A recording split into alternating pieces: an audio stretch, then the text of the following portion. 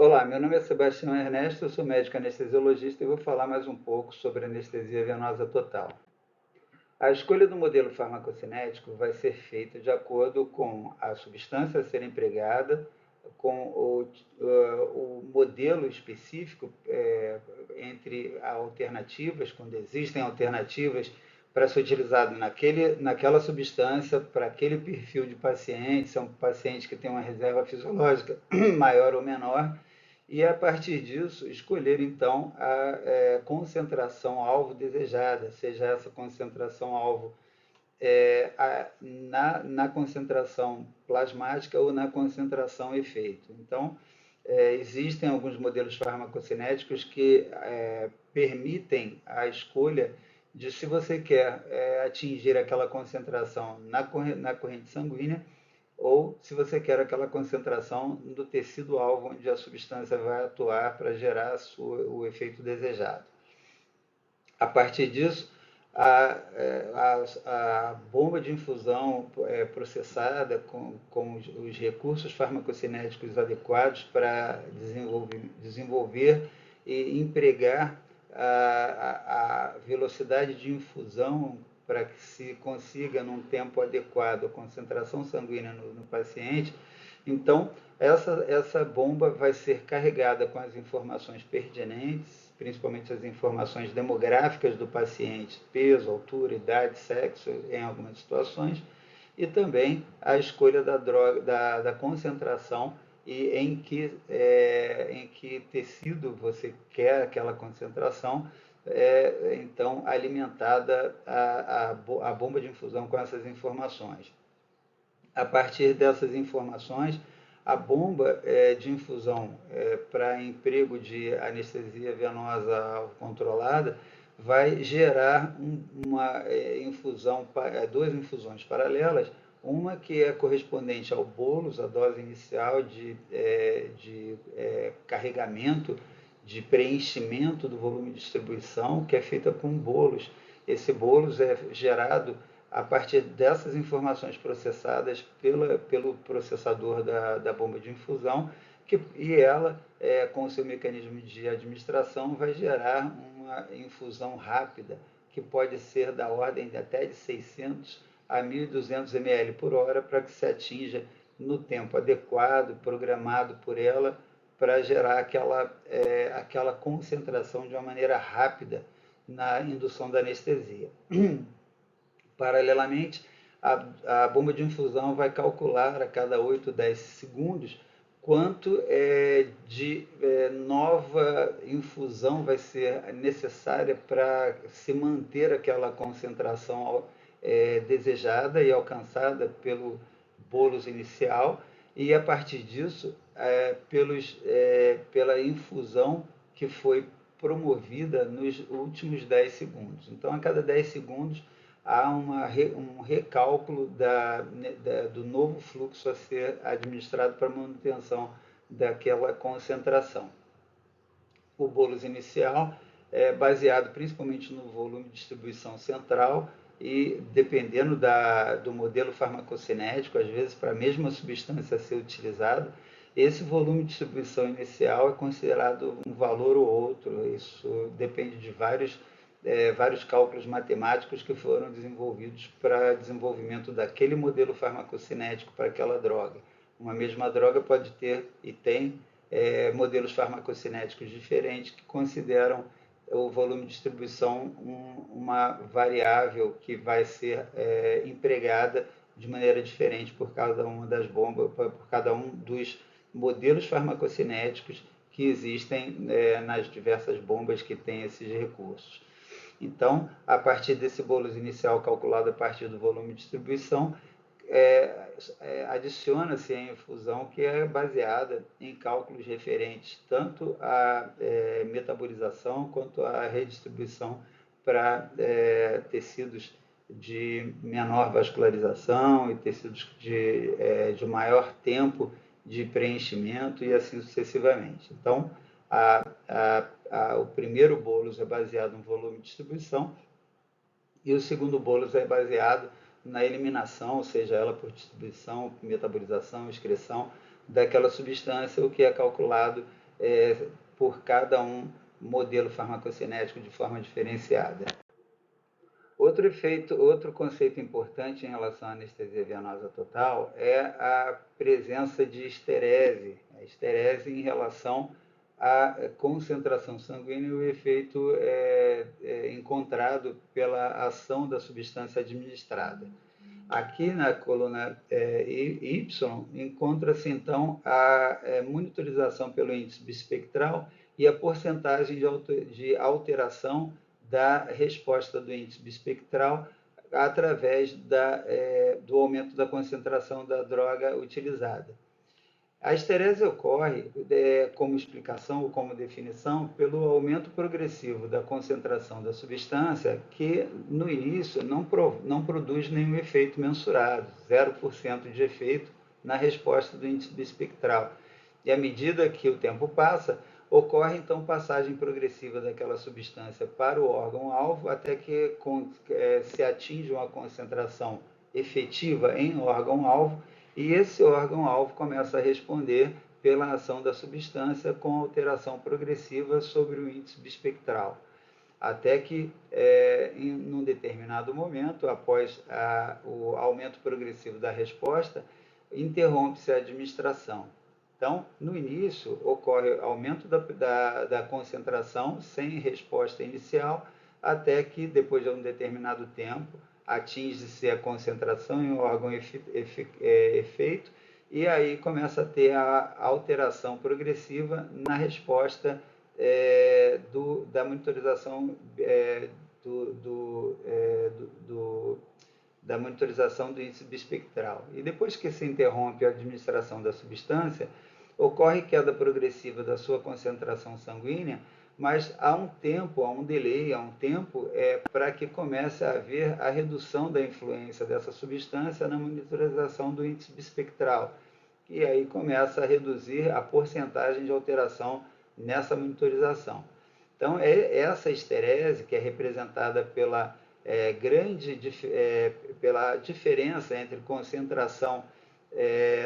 sanguínea da substância e a produção do seu efeito, e a concentração sanguínea e a redução do seu efeito, ela então produzida pelo tempo necessário para a passagem da substância para o tecido-alvo e a sua ação no órgão efetor através da ativação ou inativação de receptores, e depois, com a redução da concentração sanguínea, começa a haver um gradiente de concentração reverso com a diminuição progressiva da concentração no tecido-alvo, até que, depois que a concentração sanguínea atinge um valor pequeno o suficiente para que esse gradiente de concentração atraia de volta a substância que estava no órgão-alvo, então começa a ter a redução de efeito. A utilização de anestesia-alvo controlada tem o objetivo de aproximar essas duas curvas, transformando a esterese numa curva bastante aproximada de uma linha única pela aproximação das curvas de indução e de recuperação do efeito dessa substância. Então, considera-se então que a curva maior, a esterese maior, representa principalmente o efeito da concentração plasmática, enquanto a curva central, o desenho central desse gráfico, representa mais a concentração e efeito produzida pela anestesia-alvo controlada. A importância desse efeito é dada através da utilização do tempo KEO, que é o tempo de equilíbrio entre a concentração na corrente sanguínea e a concentração no tecido-alvo. Lembrando que quanto maior o KEO, ou de output, ou de outside, esse KEO, quanto maior, mais rápida, mais intensa é a transferência da droga da corrente sanguínea para o órgão efeito e, consequentemente, o T, meia-vida a meia-vida de KEO vai ser reduzida quando o KEO é aumentado. Quanto maior o KEO, que representa a velocidade de transferência, a intensidade de transferência, menor a meia-vida, né? O TKEO, que é o tempo necessário para o equilíbrio. Isso é muito importante no entendimento do efeito da anestesia alvo controlada, lembrando sempre que o equilíbrio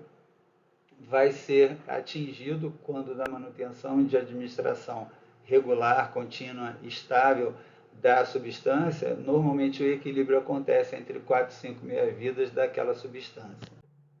Uma coisa importante de se entender em relação à anestesia alvo controlada é que os diversos modelos farmacocinéticos são baseados em estudos pequenos, com poucos indivíduos, em geral indivíduos saudáveis, muitas vezes indivíduos voluntários, que são submetidos à anestesia numa faixa etária determinada, geralmente uma faixa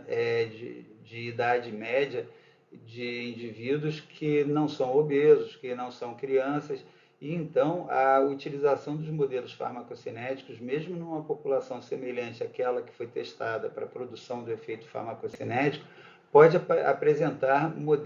alterações de resposta, tanto devido a mudanças anatômicas quanto fisiológicas.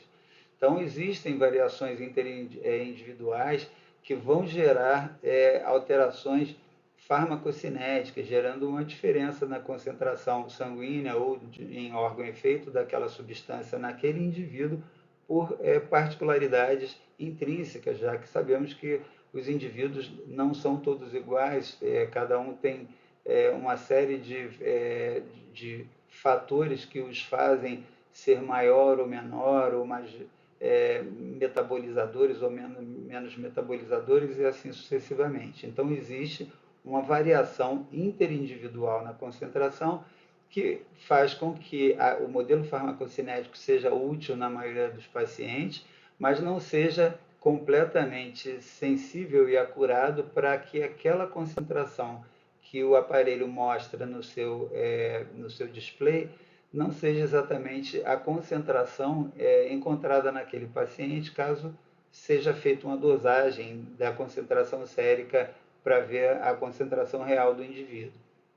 Mas mesmo nesses casos é muito interessante a utilização, uma vez que mais que representar a concentração naquele momento, a anestesia alvo controlada nos permite um segmento de qualidade e quantidade de resposta. Se aquela concentração mostrada no dial não está sendo suficiente para gerar o efeito desejado, é só aumentar para uma concentração maior, e o oposto é verdadeiro. Se aquela concentração gerou uma resposta excessiva, é só reduzir a concentração. Então, é muito interessante saber que, para a maioria dos indivíduos, provavelmente aquela concentração mostrada no display é muito próxima da concentração real, mas em muitos indivíduos não é.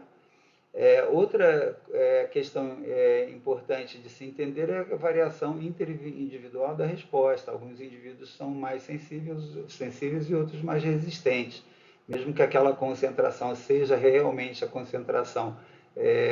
encontrada numa mensuração real do paciente, a concentração prevista igual à concentração real, muitas vezes, para aquele indivíduo, aquela concentração pode ser muito ou pouco eficaz naquele indivíduo devido a alterações farmacogenéticas que fazem com que ele seja mais ou menos resistente.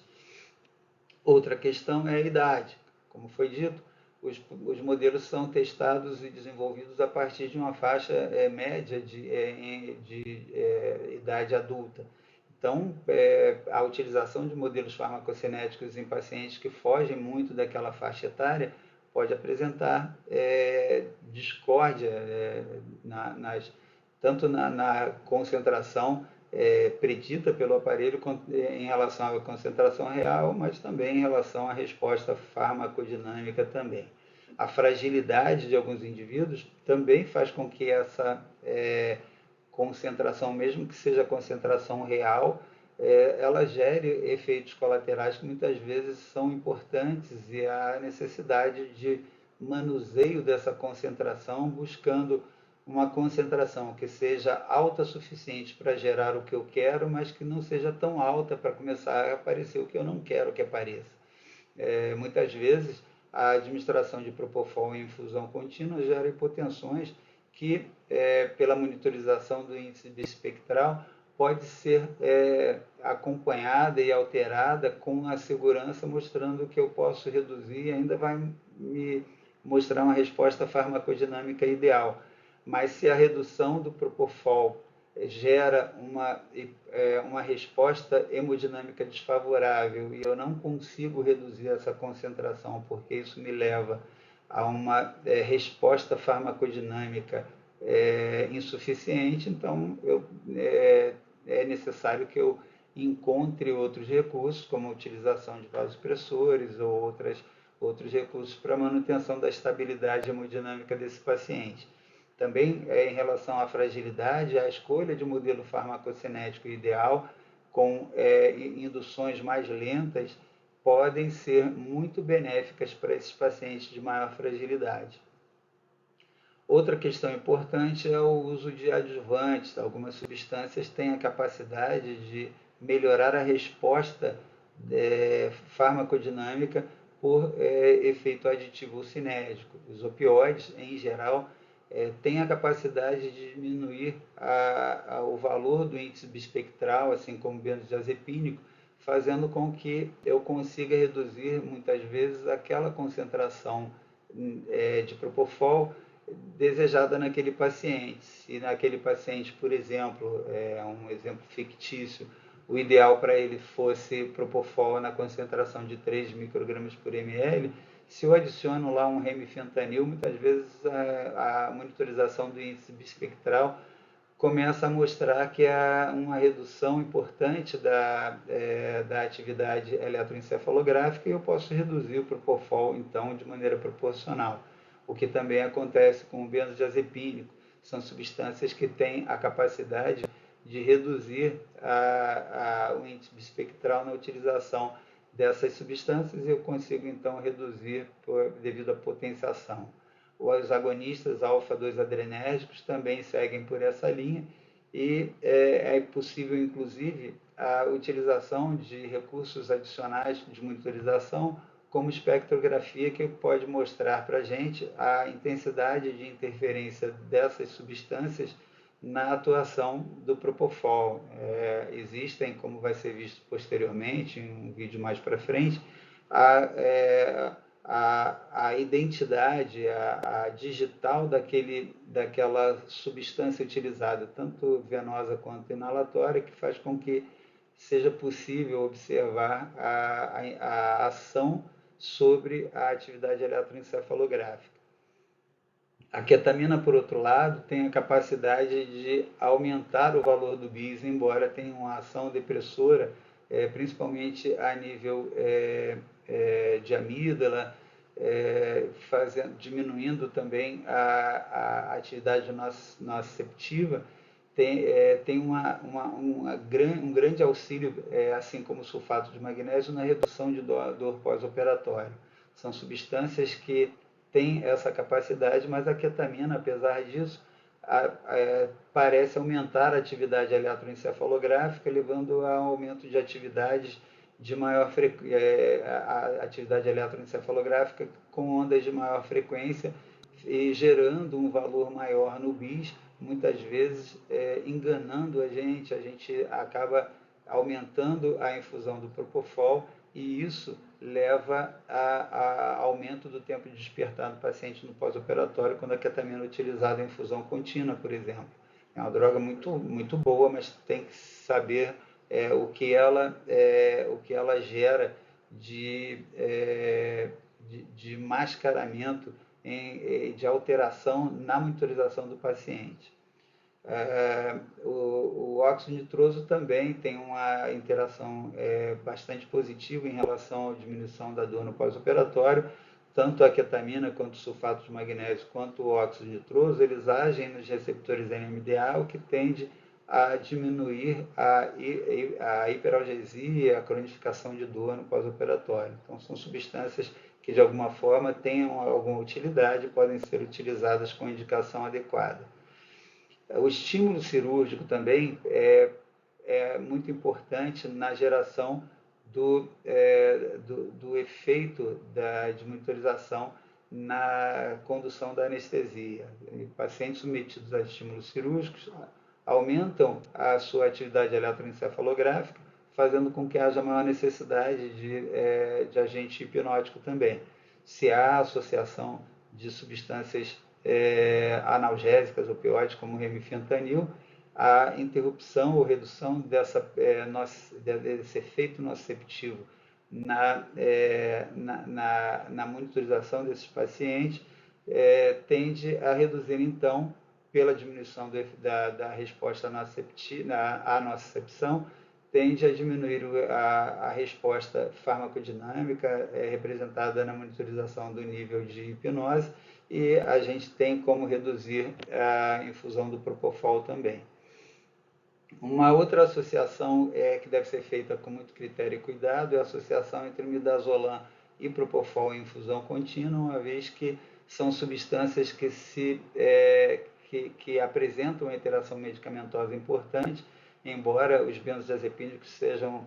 historicamente conhecidos como indutores enzimáticos. Em associação com o propofol, ocorre uma inibição enzimática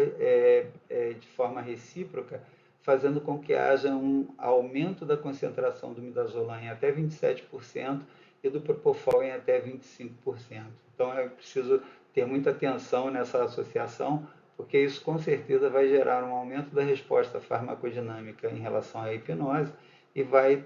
propiciar, dependendo da forma como é utilizado, um despertar mais prolongado também. A utilização da associação do propofol com o remifentanil em anestesia alvo controlada também é motivo de bastante questionamento. Alguns preferem iniciar o propofol e, após atingir a concentração alvo ideal, descobrir qual é a concentração alvo ideal para aquele paciente, iniciar o remifentanil. Isso vai levar, com certeza, a uma redução dos índices de monitorização de nível de consciência. Por exemplo, entropia, índice bispectral, o SageLine, são métodos que vão apresentar, com certeza, uma queda naquele númerozinho que eles mostram, que é o nível de profundidade da anestesia. Então, o remifentanil, pela sua ação sinérgica com o propofol em relação à hipnose e também em associação com a redução do potencial de nocicepção do paciente, vai causar uma diminuição do índice bispectral. Se o paciente está sendo monitorizado com esses recursos, ou um deles, obviamente, é só percebendo essa resposta mais acentuada, reduzir a infusão e encontrar a melhor concentração dessa associação para o paciente. Mas sem a monitorização é bastante complexa a situação. Se você não está fazendo essa monitorização, talvez seja mais aconselhado iniciar o remifentanil e, após atingir a concentração alvo do remifentanil, iniciar a infusão do propofol. E aí, quando atingir a resposta de monitorização, quando atingir a resposta em relação à concentração alvo,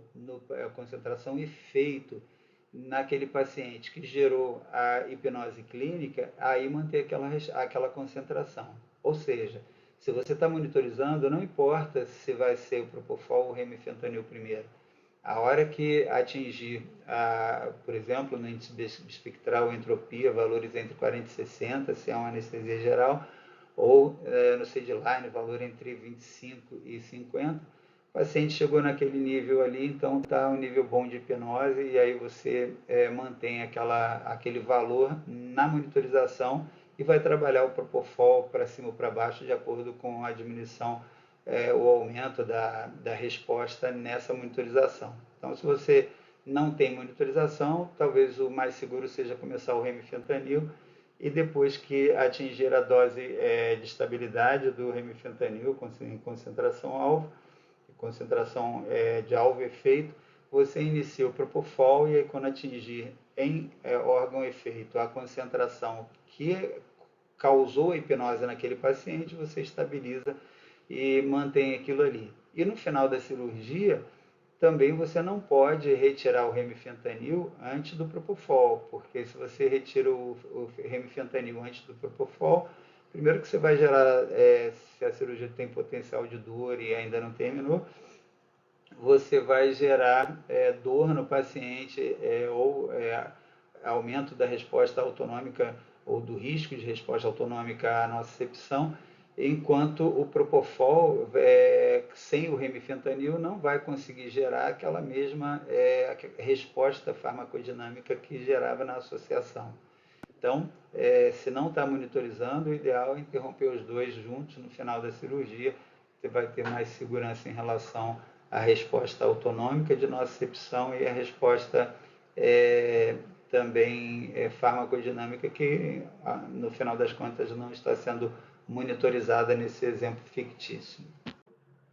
Para a utilização do propofol em anestesia alvo controlada, podemos utilizar uma técnica manual, onde o modelo farmacocinético se baseia na administração de um bolus inicial de 1 mg por quilo de peso de propofol, seguido de uma infusão de 10 mg por quilo por hora durante 10 minutos, mais uma infusão de 8 mg por quilo por hora por mais 10 minutos, e a partir daí a manutenção de uma infusão de 6 mg por quilo por hora durante a manutenção, durante o tempo necessário de manutenção da anestesia. Esse é o regime de Roberts ou de Bristol, que em pacientes adultos mantém uma média de concentração de 3 microgramas por ml de concentração do propofol. Esse resultado, obviamente, pode variar de acordo com características individuais. Assim, uma média dos pacientes que foram envolvidos no estudo para a elaboração desse modelo, e tanto, como foi dito anteriormente, características anatômicas e fisiológicas podem alterar a concentração real mensurada do propofol nesses indivíduos, como que pode, consequentemente, variar de um indivíduo para o outro, como também pode haver a diferença de sensibilidade com resposta farmacodinâmica diferente, segundo a sensibilidade, então, dos pacientes. Além desse modelo manual, existem os modelos automáticos com a utilização das bombas microprocessadas, onde utilizamos diversos modelos possíveis. Os mais utilizados, os comercializados, são os modelos de Marsh e de Schneider. O modelo de Marsh, que foi inicialmente elaborado com o cálculo definindo o volume central, ou V1, como sendo 0,228 ou 0,229 litros por quilo de peso, sendo considerada para esse indivíduo, para esse modelo, que os indivíduos vão ter, em média, vão apresentar, em média, uma KEO de 0,26 para o propofol. Então, essa KEO, embora seja pequena em relação a outros modelos farmacocinéticos, como vamos ver, gera uma dose de indução elevada devido a esse volume central considerado de 0,228 litros por quilo de peso. Então, imagina num paciente de 80 quilos, isso aí vai gerar mais de 16 litros de volume central. Então, um volume central comparativamente grande, principalmente na relação com o modelo de Schneider, que apresenta um volume central fixo de 4,27 litros. Então, o modelo de Marsh vai ser um modelo que vai apresentar uma acurácia maior para indivíduos de peso maior e uma acurácia menor para indivíduos de peso menor, onde o modelo de Schneider vai talvez apresentaram uma acurácia, uma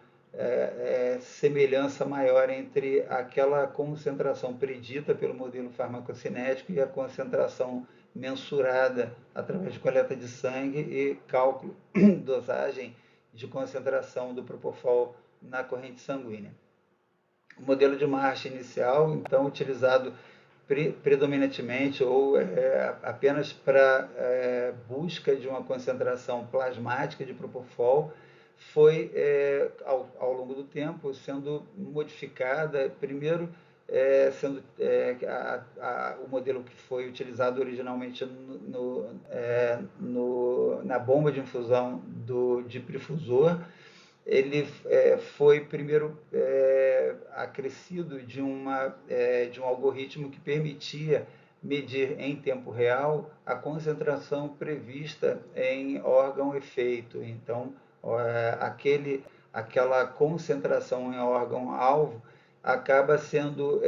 mais ou menos conhecida, e se você inicia a infusão do propofol com o modelo de Marsh, já com esse recurso, embora você esteja buscando uma concentração plasmática, você já vai ter, à medida que a concentração vai se elevando na corrente sanguínea, já vai haver uma previsão de concentração ou uma estimativa de concentração no órgão efetor.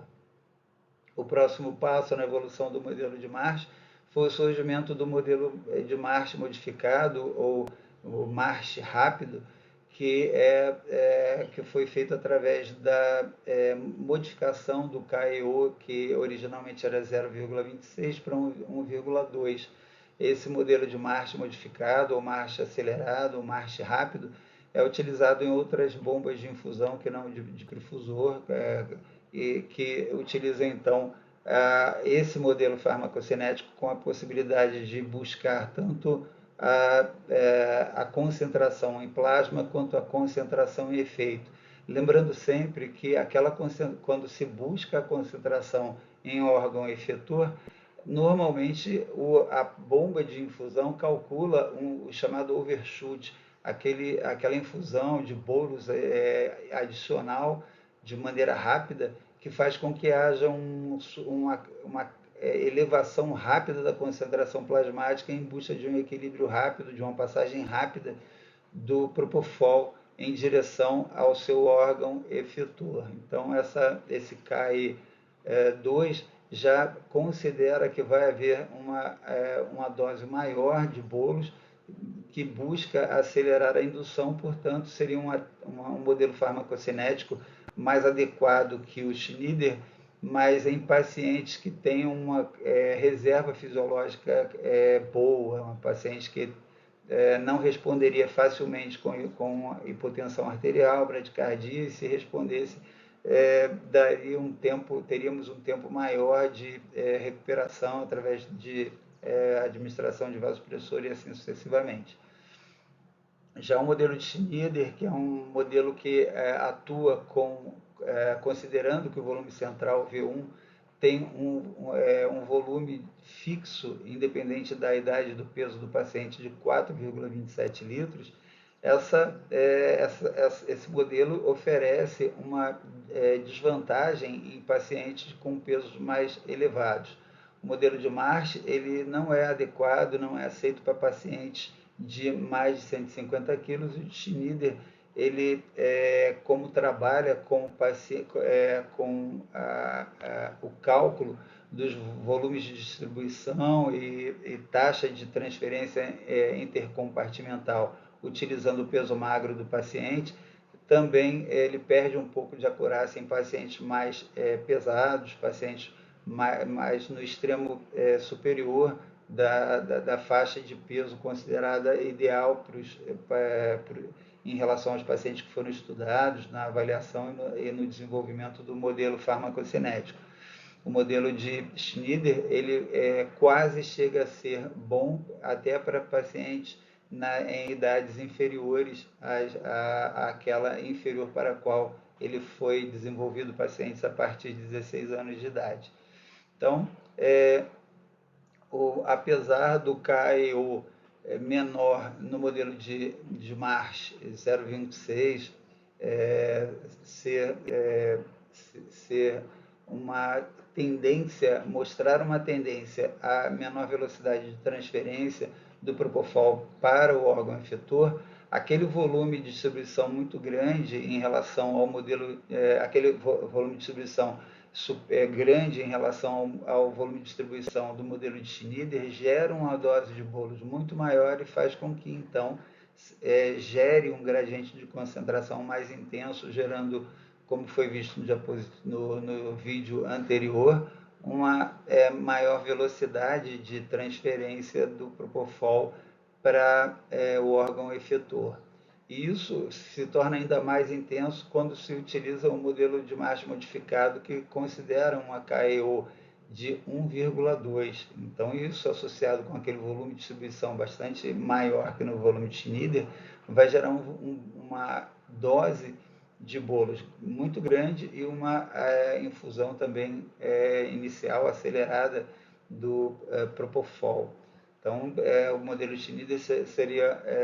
teria, graças a esse volume de distribuição inicial, volume central muito pequeno, ele seria inadequado para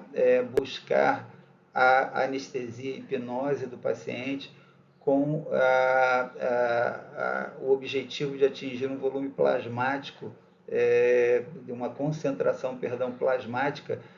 capaz de gerar hipnose, porque seria muito lenta a transferência, uma dose muito pequena de indução, dose de bolos. Então, o modelo de Schneider foi desenvolvido com uma maior aplicabilidade para se atingir a concentração efeito. Então, considerando esse volume de bolos pequeno e a KEO de 0,459, ele necessita de um overshoot intenso para que haja, então, uma velocidade de indução rápida, mas para isso tem que se considerar que o alvo aqui é atingir a concentração em órgão efetor. A diferença entre os resultados farmacodinâmicos dos diversos modelos farmacocinéticos é de extrema importância. Devemos conhecer, então, essas nuances e essas possibilidades para melhor adequação na escolha do modelo farmacocinético, que deve ser adequado ao perfil do paciente que estamos anestesiando. Embora temos, em geral, uma preocupação grande com pacientes obesos, por até fugirem da média de peso dos pacientes que foram utilizados como base de cálculo para confecção, para o desenvolvimento dos modelos farmacocinéticos, uma preocupação também deve existir em relação ao paciente de peso abaixo do peso ideal. Pacientes com índice de massa corpórea abaixo de 18,5 vão apresentar diminuição importante da acurácia, tanto no modelo de Marsh modificado quanto no modelo de Schneider, sendo que, em geral, nesses pacientes mais magros, de baixo peso, eles vão apresentar uma acurácia em relação ao modelo de Marsh modificado, tendendo a subvalorizar aquela concentração, a supervalorizar a concentração, uma estimativa maior, e a tendência é produzir uma concentração real abaixo daquela concentração estimada, prevista, para aquela velocidade de infusão que está sendo programada para aquele peso e idade do paciente no modelo farmacocinético. Enquanto o Marsh, normalmente, principalmente quando a escolha ou o alvo de concentração efeito é em torno de 3 microgramas por ml, vai gerar, em geral, uma concentração real abaixo disso, tendendo a produzir uma subdose de propofol. Quando da utilização do modelo de Schneider, o efeito ocorre de maneira inversa em pacientes em que o alvo terapêutico é uma concentração acima de 4 microgramas por ml, onde, em geral, vai ocorrer uma subestimativa da concentração, gerando uma concentração real acima daquela concentração estimada, daquela programada na bomba para oferecer ao paciente. Então, no modelo de Marsh modificado, se você está lidando com um paciente de baixo peso e o alvo terapêutico é de 3 microgramas por ml ou menos, normalmente espera-se que a concentração real seja abaixo disso. E quando da utilização do modelo de Schneider nesse mesmo paciente de baixo peso, se o objetivo é uma concentração maior, em torno de 4 microgramas por ml ou mais, a resposta, em geral, vai ser uma concentração real acima daquela concentração programada para ser alcançada naquele paciente. Então, tanto um quanto o outro tem um índice de erro aceitável, e essa taxa de erro deve ser acompanhada sempre da supervisão, do acompanhamento da resposta clínica e, preferencialmente, da monitorização da profundidade de hipnose, principalmente em pacientes que, além do baixo peso, têm outros comemorativos que levam à diminuição da sua reserva fisiológica. Sempre é importante lembrar que os pacientes que fogem daquela faixa de peso, faixa de características demográficas de pacientes de faixa etária mediana, faixa de peso e sem comorbidade, que foram utilizados na confecção dos modelos farmacocinéticos, se a gente foge desse padrão, a acurácia vai reduzir progressivamente. E naquele paciente obeso há uma preocupação em relação a atingir a dose ideal, mas nos pacientes, principalmente pacientes oncológicos que estão abaixo do peso, o risco talvez seja ainda maior de desenvolvimento de subdose ou de overdose, com as suas consequências. O remifentanil é a droga que chega mais perto da perfeição para utilização em infusão contínua. Tanto em infusão manual quanto em infusão alvo controlada, oferece uma segurança bastante interessante em relação ao tempo de interrupção do seu efeito. A meia-vida contexto sensitivo, ou seja, o tempo para que a concentração plasmática atinja a sua metade após a interrupção da infusão, durante uma infusão estável, com concentração já estabilizada no volume plasmático, a interrupção a qualquer momento da infusão vai gerar cerca de 3 minutos depois o alcance de metade daquela dose inicial no momento da interrupção, ou seja, é uma vida contexto sensitivo bastante curta, ela não se altera com o tempo de infusão como a quase totalidade das outras drogas, que são mais ou menos, mas são influenciadas pelo tempo de infusão. Então, o remifentanil ele pode ser utilizado tanto em infusão manual quanto em infusão alvo controlada. A infusão manual utiliza um objetivo de infusão com fluxo de mais ou menos 0,08 até 0,25 microgramas por quilo por minuto. Isso aí a ser trabalhado de acordo com a resposta autonômica do indivíduo, e em cirurgias de maior porte, cirurgia cardíaca, tendendo até a passar dessa dose máxima mencionada. Essa infusão de 0,08 a 0,25 micrograma por quilo por minuto vai gerar, em média, num adulto jovem, uma concentração plasmática em torno de 2 a 6 nanogramas por ml. É sabido que as crianças têm um volume de distribuição maior e uma velocidade de clearance maior também. Isso gera uma segurança maior na utilização do remifentanil. Mesmo durante a utilização da anestesia alvo controlada, onde o modelo farmacocinético utilizado normalmente é o modelo de Minto, o modelo de Minto que oferece uma tendência a maior a geração de maior concentração na taxa infantil do que nos indivíduos adultos, mas que, graças a esse maior volume de distribuição e esse maior clearance, acaba havendo uma compensação e uma maior segurança nas crianças.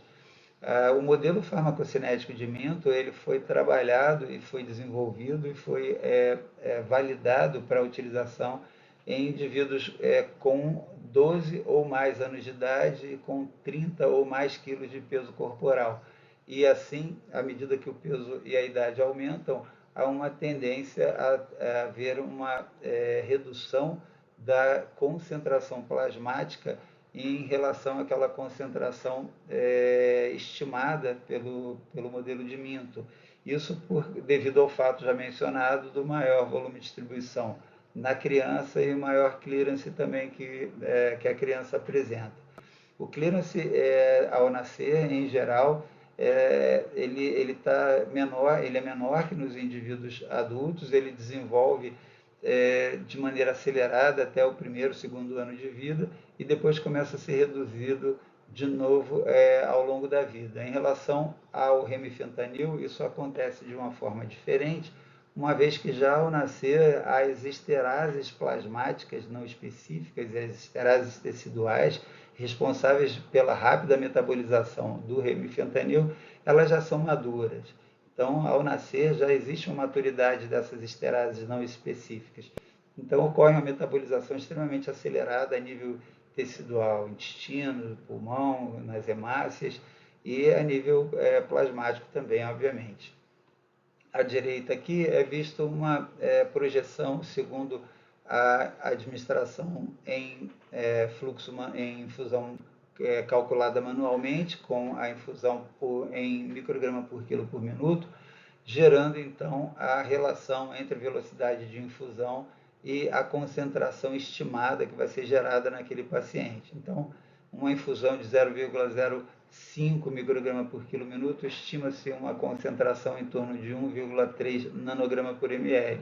Uma infusão de 1 micrograma por quilo minuto vai gerar uma concentração extremamente elevada, cerca de 25 nanograma por ml. E essa é a média num paciente de 40 anos, com 70 quilos, e como foi mencionado anteriormente, há uma tendência a gerar-se uma concentração menor plasmática em idades mais tenras e uma concentração plasmática maior em indivíduos de mais idade. Então, isso devido aos fatores mencionados, relação com volume de distribuição e clearance. Só para comparar nesse diapositivo, diversos modelos farmacocinéticos para cada um dos principais opioides utilizados. Então, remifentanil utilizando o modelo de Minto, alfentanil utilizando o modelo de Maitre e o sulfentanil utilizando o modelo de GAPT, cada um considerando um volume corrente central, V1, cada um considerando o seu KEO e assim sucessivamente, para gerar as velocidades e concentrações alvo que devem ser alcançadas e alteradas segundo as respostas farmacodinâmicas. Outra informação muito frequentemente solicitada, ou um questionamento muitas vezes feito, é em relação ao peso do paciente que vai ser utilizado como base de cálculo da dose, tanto da dose de indução quanto da dose de manutenção ou infusão. O Propofol, em geral, utiliza o peso magro para indução e a manutenção é feita através da utilização do peso corporal total. Por isso, em geral, as bombas de infusão, com os diversos modelos farmacocinéticos, solicitam a inclusão no sistema de dados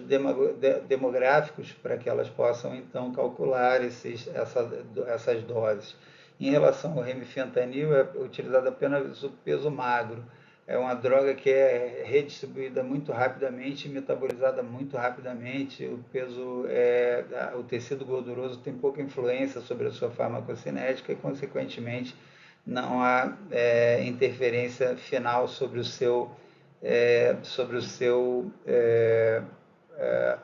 resultado farmacodinâmico. Então, tanto em relação ao Propofol quanto em relação ao remifentanil, é importante que se entenda que são necessárias informações sobre peso, idade, altura, sexo do paciente para que sejam calculados isso aí. E por isso também há uma certa dificuldade na geração de uma concentração estimada confiável quando da utilização do modelo de Schneider, que tem, então, da mesma forma que o remifentanil, o peso magro como base de cálculo de vários volumes, várias transferências. O modelo de Schneider leva à diminuição da acurácia, como foi dito anteriormente, em pacientes maiores, pacientes do sexo masculino com IMC acima de 42, no homem e em mulher acima de 35, podem gerar uma diminuição de acurácia em relação àquela concentração estimada ali. Aqui o peso magro do paciente é calculado através de uma equação de James que permite essa diferença, essa alteração de acurácia à medida que o paciente ele ganha muita massa de tecido magro. A grande importância disso é a interferência desses resultados no cálculo da Q10, que é a taxa de eliminação, clearance real da droga que se calcula. E em relação ao modelo de Marsh, lembrando que o modelo de Marsh deve ser utilizado para pacientes com peso de no máximo 150 quilos. Esse diapositivo tenta explicar a diferença de velocidade de atingimento de concentração em órgão-alvo, em órgão efetor. Então, a diferença disso em relação à técnica ou ao modelo farmacocinético utilizado. Se você utiliza um modelo farmacocinético que visa a concentração plasmática, vai acontecer como nesse primeiro gráfico acima. Então, vejamos aqui que houve um disparo de bolos inicial nessa linha tracejada, com o objetivo de atingir uma concentração plasmática determinada, e essa concentração plasmática determinada vai gerar um aumento progressivo da concentração em órgão efetor, que é representado por essa linha mais pálida, mais clara. Então, à medida que se mantém essa concentração plasmática estável, ocorre progressivamente passagem do propofol para o tecido-alvo. E, à medida que isso vai acontecendo, ocorre o outro disparo, se você quer que aumente a concentração,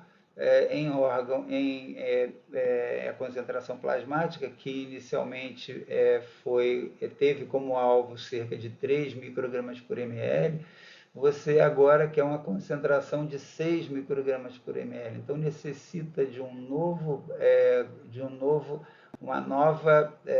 infusão rápida, um bolus adicional para que aquela concentração plasmática de 3 atinja a sua concentração plasmática de 6, o novo alvo. Isso é feito através de disparos rápidos, a bomba consegue gerar infusão de até 600 a 1.200 ml por hora. Então, ocorre esse aumento rápido da concentração plasmática à medida em que ocorre também uma adaptação de nova velocidade de infusão, de manutenção para manutenção daquela concentração plasmática. E, enquanto isso, vai acontecer uma elevação lenta da concentração em tecido efetor, tecido-alvo, que vai aumentar progressivamente. E quando se interrompe a infusão, nesse momento aqui, interrompe-se a infusão, começa a acontecer o decaimento progressivo da concentração plasmática. Essa diminuição progressiva da concentração plasmática apresenta o fenômeno da esterese, ou seja, quando você aumenta a concentração plasmática, ela começa progressivamente a puxar um aumento da concentração em órgão efetor. Quando você reduz a concentração plasmática, a concentração em órgão efetor começa por gradiente reverso a apresentar decaimento também com a diferença de tempo ali devido a esses fatores farmacocinéticos. Então, nesse momento ocorreu a interrupção do bolos e depois houve a manutenção de uma infusão estável aqui de propofol, mantendo a concentração plasmática em nível desejado anteriormente. Lembrando sempre que a bomba trabalha assim, o modelo farmacocinético trabalha assim, você quer gerar uma concentração, tem o bolos inicial e depois tem a infusão de manutenção. Se você quer aumentar, tem um novo bolos adicional que é calculado e uma infusão que vem em seguida numa velocidade maior do que aquela infusão anterior para a manutenção daquela concentração maior que você desejava. Quando você quer reduzir aquela concentração para um valor menor qualquer, há uma parada de infusão até que a bomba calcule que nesse momento a concentração plasmática atingiu aquele valor desejado, aquele valor solicitado. Naquele momento se reinicia a infusão para manutenção desse valor de concentração. No gráfico de baixo ocorre uma coisa diferente. Aqui está sendo utilizado um modelo farmacocinético que visa a concentração em órgão efetor, a concentração efeito. Isso gera a necessidade de um overshoot, um disparo bem maior de bolos para gerar uma concentração plasmática superior àquela que você deseja lá no órgão efetor. Então, se você deseja que seja 3, você vai pedir para essa bomba, olha, eu quero agora 3 microgramas por ml, mas em órgão efetor. Então, ela vai ter um disparo de um fluxo, de uma infusão mais rápida, que vai gerar uma concentração plasmática superior àquela que seria gerada se estivesse procurando uma concentração plasmática. Então, aqui você busca uma concentração em órgão efetor. Então, tem esse disparo mais intenso, até que a bomba calcula que agora já houve a aproximação da concentração do órgão efetor daquela concentração que foi desejada, solicitada à bomba. Nesse momento, começa a haver uma redução da velocidade de infusão e há uma infusão de base de manutenção para manutenção da concentração no nível desejado. Isso gera uma velocidade de indução maior, mas às custas de risco de respostas farmacodinâmicas diferentes, efeitos colaterais como hipotensão arterial, bradicardia, podem acontecer de maneira mais facilitada nesse tipo de modelo. Então, é preciso que se entenda que nesse modelo farmacocinético deve-se ter muita atenção e ele deve ser disponibilizado para pacientes que tenham uma capacidade fisiológica maior, uma reserva fisiológica melhor. E isso, como foi visto no vídeo anterior, é de mais importância ainda se essa concentração plasmática é feita utilizando o modelo de Marsh modificado, que além de considerar uma KEO maior, ou seja, tem uma velocidade maior de equilíbrio entre plasma e órgão efetor, também tem uma consideração de volume de distribuição central maior, ou seja, o volume a dose de bolos é muito maior e a instabilidade é muito mais possível, muito mais provável em alguns pacientes nessa técnica. Então, em pacientes que têm muita redução de reserva fisiológica, o ideal é buscar a concentração plasmática. Naqueles pacientes muito bem fisicamente, pode ser escolhido qualquer técnica, aceita bem qualquer uma delas provavelmente, e se há uma necessidade de indução rápida, a técnica o modelo de Marsh modificado produz isso de uma maneira muito mais rápida e o modelo de Schneider ficando ali no meio do caminho entre esses dois modelos, essas duas formas de utilização. Um outro conceito extremamente importante em relação à anestesia venosa, principalmente a anestesia alvo controlada ou infusão contínua de qualquer natureza, é o conceito de meia-vida contexto sensitiva. A gente sabe que o remifentanil em infusão contínua, em qualquer momento que seja interrompida a infusão do remifentanil, a meia-vida, ou seja, o tempo para que aquela concentração, no momento da interrupção, chegue à sua metade, se estava em 6 nanogramas por ml, eu interrompo agora para chegar em 3 nanogramas por ml, vai demorar de 3 a 6 minutos. Isso não importa se o paciente está recebendo essa infusão há 1 minuto, 10, 1 hora, 10 horas, a meia-vida contexto sensitiva do remifentanil não se altera. A metabolização é tão intensa, tão rápida, tão sistêmica, que ela acontece de uma forma bastante confiável. Em relação às outras drogas,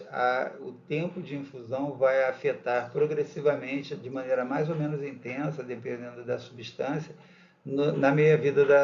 da droga. Por exemplo, o fentanil está sendo visto aqui na tabela que numa infusão de 10 minutos vai ter uma meia-vida, quando interrompida após 10 minutos a infusão do fentanil, vai ter uma meia-vida de 12 minutos. Mas se a infusão dura 100 minutos, 200 minutos, a meia-vida vai chegar a cerca de 100 minutos. Então, são diferenças entre as diversas drogas. Aqui nos dois gráficos temos vários exemplos de substâncias, cada uma com a sua meia-vida contexto sensitiva, e praticamente todas elas são afetadas pelo tempo de infusão. O propofol e a ketamina sendo menos afetados, mas o midazolam, dexmedetomidina e as outras drogas representadas aqui, cada uma com um tempo de meia-vida maior e aumentando de maneira mais expressiva com o tempo de infusão. Então, para infusões em anestesia venosa, aquelas drogas que têm uma meia-vida contexto sensitiva menor ou inafetada pelo tempo de administração, já que o contexto que gera essa sensibilidade, o contexto é o tempo de infusão. Então, quanto maior o tempo da cirurgia, mais necessário ou mais indicado é a utilização de drogas que têm meia-vida contexto sensitiva mais curtas ou inalteradas, como o remifentanil, por exemplo. E a meia-vida contexto sensitiva, ela é afetada também pela idade. Em crianças, a meia-vida contexto sensitiva costuma ser maior do que no adulto, principalmente em relação ao propofol, menos em relação ao remifentanil, como já foi dito anteriormente. O remifentanil tem um clearance maior nas crianças e um volume de distribuição maior também. Esses dois fatores se equilibram, se compensam na taxa de eliminação e no despertar do remifentanil, mas em relação ao propofol, não. A grande lipossolubilidade e a metabolização um pouquinho menor fazem com que o propofol gere uma meia-vida contexto sensitiva um pouquinho mais afetada, e assim ela é mais alterada na criança do que no adulto. Então temos nessa representação, nesse diapositivo, em infusão de propofol de 1 hora, a criança vai ter uma meia-vida de cerca de 10,4 minutos, enquanto o adulto vai ser de 6,7 minutos. Em infusão de propofol de 4 horas, vai ser meia-vida na criança de cerca de 19 minutos contra 9 minutos no indivíduo adulto. Então, ocorre um acúmulo progressivo, embora não tão importante como nas outras drogas, mas um acúmulo progressivo do propofol. E lembrando também que, em relação a essa meia-vida contexto sensitiva, é importante saber que o despertar da recuperação da hipnose causada pelo propofol ocorre quando a concentração plasmática atinge, na sua fase de caída de concentração, atinge valores em torno de 2 microgramas por ml. Então, eu estava oferecendo uma concentração, pedindo a bomba de infusão uma concentração de 3, 4 microgramas por ml. À medida que essa concentração vai sendo reduzida, esse paciente, adulto ou criança, vai chegando próximo do seu momento de despertar. E isso acontece em torno de 2 microgramas por ml. Voltamos a falar daquele aspecto da diferença interindividual de sensibilidade. Existem infinitas variáveis que levam a possibilidades, inclusive farmacogenética, de aumento ou diminuição de sensibilidade do paciente ao propofol. Então, crianças, principalmente, muitas vezes acordam com uma concentração até um pouco maior que isso, mas alguns adultos conseguem acordar apenas com concentrações muito inferiores a isso, principalmente pacientes mais idosos. Então é importante saber que não é só a concentração, se o paciente está sendo monitorizado com profundidade de hipnose, é o ideal na anestesia venosa, senão é importante que se respeite o tempo de recuperação de cada um dos pacientes.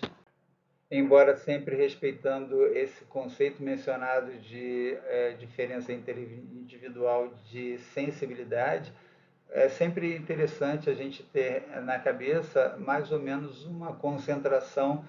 alvo média de cada um dos agentes que eventualmente podemos escolher utilizar. Por exemplo, o Propofol, em geral, pelo menos no momento da indução, a concentração que eu escolho normalmente para a indução de anestesia em paciente rígido é uma concentração de início em torno de 4 a 6 microgramas por ml. Essa indução ela pode ser mais ou menos rápida, dependendo do modelo farmacocinético utilizado, como foi mencionado anteriormente. O modelo de Schneider é um modelo intermediário em termos de velocidade, ele busca sempre, idealmente, a concentração em órgão efetor, e assim há aquele overshoot que pode eventualmente trazer uma alteraçãozinha farmacodinâmica em pacientes mais sensíveis. O MASH modificado é aquele que apresenta um volume de distribuição muito grande, um KO bastante grande, então uma velocidade rápida de atingir a concentração efeito, e o MASH não rápido, aquele que tem o KU de 0,26, que busca a concentração plasmática, sendo aquele que apresenta uma velocidade de indução um pouco mais lenta, com menos alteração hemodinâmica.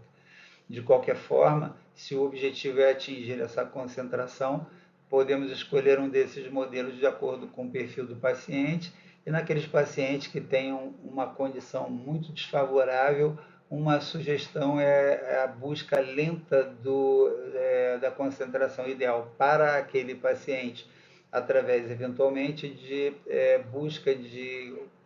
concentração-alvo um pouquinho menor, começando, por exemplo, com 1 micrograma por ml, observando a reação, a resposta do paciente, e, na medida do necessário, ir aumentando com pequenos incrementos de meio até 1 micrograma por ml, até se atingir o efeito farmacodinâmico desejado. Além de você ter tempo de observar se o paciente responde já com as doses menores de indução, você também dá chance ao paciente, pela indução mais lenta, de uma adaptação fisiológica com mais chance de evitar grandes alterações hemodinâmicas. Essa concentração mencionada é, em geral, utilizada em pacientes que vão utilizar apenas o Propofol. Se na associação com o opioide, as doses podem ser um pouquinho menor, principalmente a dose de manutenção. Então, na manutenção, depois dessa indução rápida, onde se objetiva a estabilidade, levar o paciente a um estágio de hipnose que me permita a intubação, laringoscopia, etc. Mas depois, na manutenção, a concentração pode ser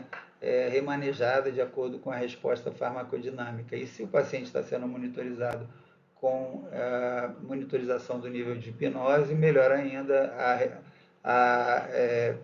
a alteração da concentração vai ser feita de maneira point of care, de muito mais segurança e com um resultado mais satisfatório. Se por acaso houver associação ao opioide, essas concentrações normalmente são bem menores, já que os opioides, além de reduzirem a resposta autonômica à nocicepção, diminuem a percepção de dor e também tem um efeito aditivo e ou cinético, dependendo do opioide utilizado, com o propofol em sua ação hipnótica. Então, a associação com o opioide muitas vezes permite redução importante dessa dose, dessa concentração de propofol. O remifentanil, que é utilizado principalmente, geralmente, quando utiliza-se em infusão alvo controlada, o modelo é o modelo de Minto, com a KO de 1,16 minutos, e objetiva, assim, em geral, a manutenção da concentração entre 2 e 6 nanogramas por ml, como foi dito anteriormente, dependendo do grau de nocicepção, a faixa terapêutica vai ser alterada e a infusão, quando manual, pode ser de 0,08 até 0,25 micrograma por minuto. O modelo utilizado para o fentanil, que é o modelo de Maitre, é um modelo que utiliza uma KO de 0,9 e o objetivo, a concentração alvo é em torno de 100 a 120 nanogramas por ml, também de acordo com o grau de nocicepção, o tipo de cirurgia, se é uma cirurgia cardíaca ou não cardíaca, assim sucessivamente. E o sulfentanil, que que utiliza o modelo farmacocinético de GAPS, ele tem um KO de um tempo, né, de KO de 6,2 e tem uma meia-vida KO de 6,2 com uma concentração alvo de sulfentanil entre 0,5 e 3 nanogramas por ml. Caso seja decidida pela infusão manual, a infusão média utilizada é 0,01 a 0,05 micrograma por quilo por minuto. Então, são doses bastante pequenas e a escolha do agente vai depender da estabilidade hemodinâmica, do tempo de cirurgia, do que se pretende fazer no pós-operatório, se o paciente se o planejamento é acordar rapidamente. Então, substâncias com uma eliminação mais rápida, como o remifentanil. Se o paciente precisa de uma analgesia mais intensa no pós-operatório, uma das outras duas opções, além de promoverem uma melhor analgesia no pós-operatório, também tem menos alteração, apresentam menores alterações hemodinâmicas. Em relação ao GATSP, ele é acurado em pacientes obesos, o que é o resultado do tipo de cálculo do peso magro do paciente, que não utiliza aquela fórmula de James, gerando então uma maior acurácia nesse paciente obeso. As doses, as concentrações sugeridas aqui vão ser utilizadas de acordo com a resposta farmacodinâmica, tanto a nível de pressão arterial, frequência cardíaca, mas principalmente se está sendo utilizada a monitorização eletroencefalográfica processada. E em pacientes com bloqueio neuromuscular, é muito importante que se utilize a monitorização da profundidade de hipnose, uma vez que uma das respostas à deficiência ou à insuficiência da anestesia venosa é a movimentação do paciente. Então, se você tira essa resposta, esse sinal que o paciente pode apresentar, você corre mais risco de ocorrer nesse paciente um despertar intraoperatório não reconhecido, que pode gerar problema grave para o paciente e consequências importantes para a equipe anestésico-cirúrgica. Uma observação importante é que a maioria das situações descritas em literatura de despertar intraoperatório